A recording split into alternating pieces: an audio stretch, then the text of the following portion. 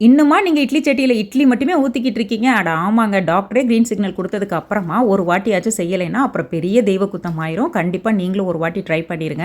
அதுக்கு முதல்ல இட்லி பாத்திரத்தில கொஞ்சமா வந்துட்டு பட்டை, கிராம்பு, ஏலக்காய் வந்து ஆட் பண்ணிக்கலாம் ஒரு ஃப்ளேவருக்காக. மேல உள்ள தட்டுல ஒரு 2 குழியில பார்த்தீங்கன்னா, கோழி முட்டையோ 2 குழியில நல்லா வாஷ் பண்ணி எடுத்த சிக்கனையும் ஆட் பண்ணிட்டு, இது கூடவே வந்துட்டு 7, 8 பல்லு பூண்டு, காரத்துக்கு ஏத்த மாதிரி காஞ்ச மிளகா, கொஞ்சமா ஸ்வீட் கார்ன் இது எல்லாத்துலயும் லைட்டா வந்துட்டு சால்ட் ஸ்ப்ரிங்கிள் பண்ணி விட்டுட்டு, லோ டூ மீடியம் ஃப்ளேம்ல ஒரு 10 to 12 நிமிஷம் நல்லா ஸ்டீம் பண்ணி எடுத்துக்கலாம்.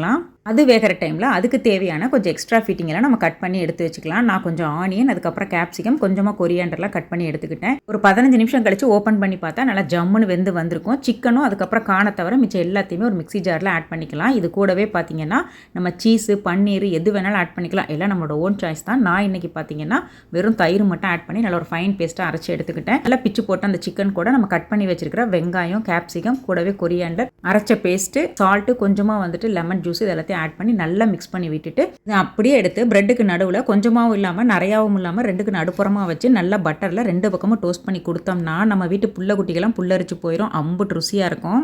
வீடியோ உங்களுக்கு பிடிச்சிருந்தா சப்ஸ்கிரைப் பண்ணுங்கள். தேங்க்ஸ் ஃபார் வாட்சிங்.